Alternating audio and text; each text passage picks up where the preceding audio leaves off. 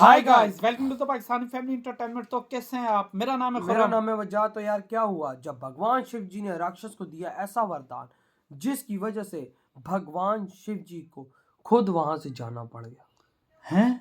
ये क्यों? तो पता नहीं यार, ये तो वाच करेंगे यार तभी इसके बारे में कुछ आइडिया हो लगेगा, लेकिन सकता है ये कि क्यों? भगवान शिव जी वरदान देकर तो वैसे चले ही जाते हैं ना। नहीं भाई साहब, ये वो उस तरह मतलब के खुद जाना पड़ा। अच्छा तो भाई अब वाच यार करते हैं भाई, देखते हैं कौन भाई करते साहब। स्टार्ट। आखिर इस राक्षस से डरकर क्यों भाग रहे थे भगवान शिव? हैं? भगवान शिव ये के क्या बारे भाई? में प्रचलित है कि वह थोड़ी सी तपस्या से आसानी से प्रसन्न हो जाते हैं। अच्छा हालांकि भगवान शिव जी तो हैं कई ही ऐसे फिर उदाहरण ना। भी हैं जब किसी ने बड़ा वरदान पाने ने उनकी कठिन तपस्या भी की है। अच्छा लंकापति रावण ने भी अमृतत्व का वरदान पाने के लिए भगवान शिव को अपने 10 सिर चढ़ा दिए थे।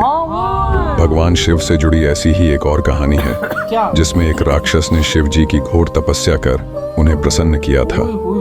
हालांकि वरदान देकर भगवान शिव खुद ही मुसीबत में फंस गए थे। यार ऐसा क्या हुआ था? बाद में भगवान विष्णु ने उन्हें इस मुसीबत से छुटकारा दिलाया यार था। कभी कभी होता है। कहानी के मुताबिक एक बार महर्षि नारद धरती पर घूम रहे थे। अच्छा रास्ते में उन्हें वृकासुर नाम का राक्षस मिला। अरकासुर।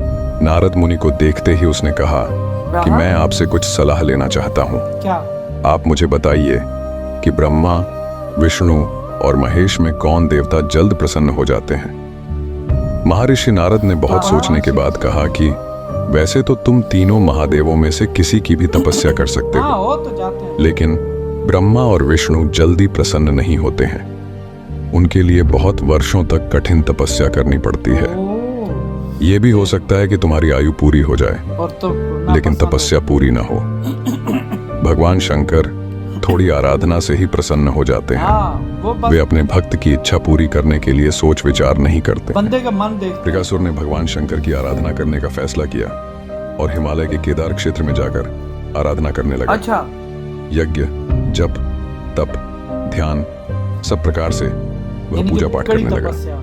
कुछ दिनों के बाद उसने सोचा कि मैं शरीर और प्राण को ही भगवान शिव को अर्पित कर दूंगा। हाँ? यानी कि ऐसा जान- सोचकर वह अपने शरीर का मांस काट काट कर यज्ञ कुंड में डालने लगा, लेकिन भगवान शिव प्रसन्न नहीं हुए। मास। परेशान होकर एक दिन उसने अपना शीश काटकर भगवान शिव को अर्पित करने का फैसला किया। स्नान ध्यान कर जैसे ही उसने खड्ग उठाकर अपना शीश काटना चाहा कि भगवान शंकर प्रकट होकर बोले, बस करो, तुम्हारी तपस्या पूरी हुई, ओए होए होए। मैं तुम पर प्रसन्न हूं, वर मांगो।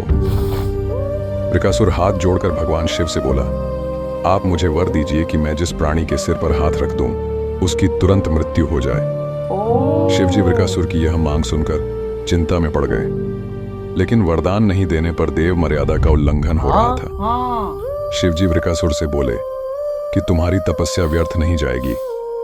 तुमने मुश्किल वरदान की कामना से तपस्या की थी, इसलिए तुम्हें तपस्या भी कठिन करनी पड़ी। अच्छा जाओ, जैसा वर चाहते हो वैसा ही मिलेगा। दे वरदान दिया। पाते ही वृकासुर की आसुरी वृत्ति जाग गई। उसने कहा कि प्रभु, आपका यह वरदान सत्य है या नहीं, इसकी परीक्षा लेना चाहता हूँ। इसीलिए पहले आपके सिर पर ही हाथ रख कर देखता हूँ कि इस वर में कितनी सच्चाई है। भगवान शंकर ने ये सोचा क्या कि यह बोल रहे राक्षस थे? कुछ नहीं सुनेगा। जब वृकासुर शिवजी के सिर पर हाथ रखने के लिए आगे बढ़ा तो वह वहां से भागने लगे। इस पर वृकासुर का क्रोध बढ़ गया। भाई भगवान शिव पीछा जी के हाथ करते में हुए बले रख चिल्लाया देता, वो थोड़ी कि करता। वरदान की हाँ, परीक्षा से डरकर क्यों भाग रहे हैं। शिवजी भूमंडल छोड़कर देवलोक तक भागते रहे और अच्छा वृकासुर भी उनका पीछा करता रहा। अच्छा पीछे पीछे भागते अंत में रहे। भगवान शिव विष्णु लोक पहुंचे और विष्णु जी को अपनी परेशानी बताई। अच्छा विष्णु जी ने हंसकर कहा कि कुछ भी हो, आपके वरदान की सच्चाई तो सिद्ध करनी ही होगी। भगवान विष्णु ने योग माया से एक वृद्ध तेजस्वी ब्रह्मचारी का स्वरूप बनाया अच्छा और वृकासुर की ओर चल पड़े। भगवान विष्णु को जब वृकासुर आता हुआ दिखाई दिया तो उन्होंने आगे बढ़कर उसे प्रणाम किया। उन्होंने वृकासुर से कहा कि असुर राज कहाँ भागे जा रहे हैं? लगता है कि आप बहुत थक गए हैं, शरीर को थोड़ा आराम दीजिए। आप सब प्रकार से समर्थ हैं, फिर भी मेरे योग्य कोई काम हो तो बताइए। अच्छा अक्सर लोग अपने मित्रों और सहायकों से ही अपने काम पूरा करा लेते हैं। एक तेजस्वी ब्रह्मचारी की बातें सुनकर वृकासुर ने शिवजी के वरदान और उसकी परीक्षा की बात बताई। इस पर ब्रह्मचारी हंसा और कहा कि तुम किसके वरदान की परीक्षा लेना चाहते हो? शिवजी का तो अपना कोई घर ही नहीं है। वह खुद भूतों प्रेतों के साथ घूमते रहते हैं। वह भला किसी को क्या वर देंगे? वर देने वाले तो ब्रह्मा और विष्णु ही हैं। विष्णु जी ने वृकासुर से कहा कि तुम्हें वरदानी होना था तो ब्रह्मा या विष्णु की आराधना करनी चाहिए थी। शिव जी के पीछे बेकार दौड़ रहे हो। वरदान देने वाला तो खुद इतना शक्तिशाली होता है कि उसके वरदान का असर खुद उस पर नहीं हो सकता। तो मैं यही कह रहा हूँ ना, भगवान उन्होंने तो शिव जी तुम्हें का असर झूठ मूठ का थोड़ी होता। वरदान दिया है। तुम्हारी तपस्या बेकार चली गई। ब्रह्मचारी की बात सुनकर वृकासुर निराश हुआ। उसका मनोबल टूट गया। वह कहने लगा कि मुझे तो देवऋषि नारद ने शिव की आराधना करने को कहा था। ब्रह्मचारी ने कहा कि तुमने नारद मुनि पर भरोसा कर लिया। वह तो ऐसे घुमक्कड़ साधु हैं जो सभी को उलटी सलाह ही देते हैं। अगर तुम्हें मेरी बात पर भरोसा नहीं हो नारद जी कभी-कभी ऐसी तो सलाह अपने सिर देते पर हैं कि हाथ वो रख कर भगवान देख शिव जी लो को या भगवान कि विष्णु जी कैसे को शिव ने फंसा तुम्हें देते झूठा वर देकर बहकाया है। वृकासुर का मनोबल बुरी तरह टूट चुका था। उसे ब्रह्मचारी की बात पर भरोसा हो गया कि शिवजी ने भी उसके साथ छल कर झूठा वरदान दिया है। उसका विवेक नष्ट हो गया। उसने वरदान की सच्चाई का परीक्षण करने के लिए अपना हाथ अपने ही सिर पर रख लिया। सिर पर हाथ रखते ही भयंकर अग्निपुंज प्रकट हुआ और वृकासुर उसमें भस्म हो गया। भगवान शिव, विष्णु जी और वृकासुर की इस कहानी में जीवन का अहम सार छुपा है। कहानी सीख देती है कि हमें हमेशा सोच समझकर ही किसी की मदद करनी चाहिए। हम आशा करते हैं कि वीडियो आपको बहुत अच्छी लगी होगी। ऐसे ही और वीडियो इधर हुई भाई ये वीडियो साहब, खत्म। भगवान विष्णु जी ने क्या कमाल किया है। अंदाजा तू लगा भाई साहब, लीला।